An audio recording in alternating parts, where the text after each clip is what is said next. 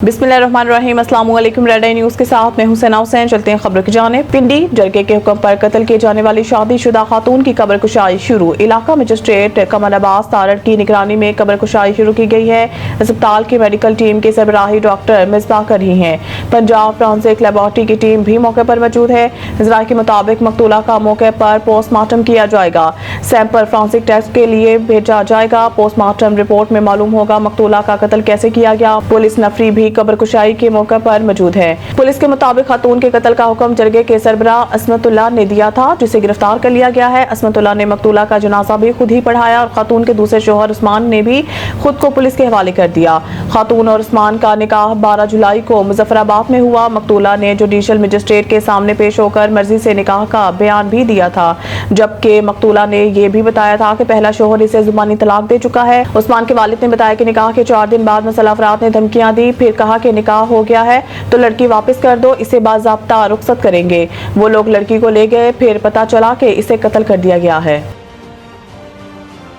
वज़ीर दाखिला मोहसिन नकवी के वतन पर कुर्बान मेजर ज़ियाद सलीम के घर आमद। अहले खाना से ताज़ियत। वज़ीर दाखिला ने शहीद की वालदा, बहन, भाइयों और दीगर अहले खाना से दिली हमदर्दी और ताज़ियत का इज़हार करते हुए फातिहा ख़्वानी की और शहीद के दर्जात की बुलंदी और अहले खाना के लिए सब्र जमील की दुआ की। मोहसिन नकवी ने शहीद मेजर ज़ियाद सलीम के वालदा के हौसले और असमत को खराज तहसीन पेश करते हुए कहा कि आप जैसी बहादुर और बुलंद हौसला माए कौम का फ़ख्र हैं। शोधा के खानदानों की कुर्बानियों का कर्ज कौम कभी अदा नहीं कर सकती।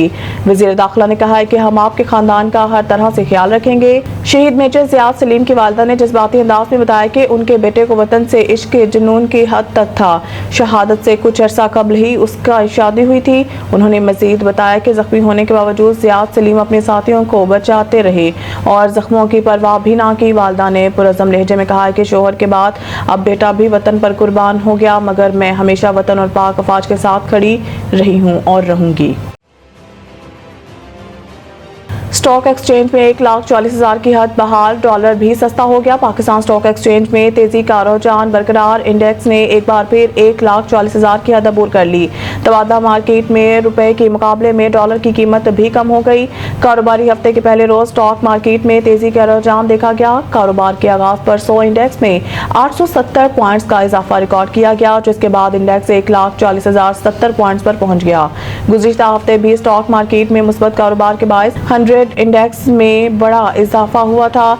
दूसरी जानिब इंटरबैंक में डॉलर सस्ता हो गया। एक्सचेंज कंपनीज एसोसिएशन के मुताबिक 10 पैसे की कमी से इंटरबैंक में डॉलर की कीमत 283 रुपये 35 पैसे पर ट्रेड कर रहा है। हेपेटाइटिस के फैलाव को रोकने के लिए मरबूत इकदाम की जरूरत है। सदर मुमलिकत ने हेपेटाइटिस के आलमी दिन पर अपने पैगाम में कहा है कि हेपेटाइटिस के फैलाव को रोकने के लिए मरबूत इकदाम की जरूरत है। पाकिस्तान में हेपेटाइटिस सेहत आमा का संगीन मसला है। उन्होंने कहा है कि तशखीस में ताखीर और गैर मौसर इलाज हेपेटाइटिस के फैलाव की वजूहात है। मुल्क के दूर दराज इलाकों में वैक्सीनेशन और इलाज की फराहमी होनी चाहिए। खून के महफूज मुंतकली के लिए सख्त निगरानी और मेयारी ज़वाब्त अपनाना होंगे। यासिर ज़रदारी ने कहा कि हमें जिम्मेदार तिबी तर्ज अमल और हिफ्ज़ान सेहत के आदात को फ़रोग देना होगा। रियासती इदारे शोबा सेहत और समाजी तबकात को हेपेटाइटिस के खिलाफ काम करना होगा। मज़ीद न्यूज़ और अपडेट के लिए देखते रहिए रेड आई न्यूज़।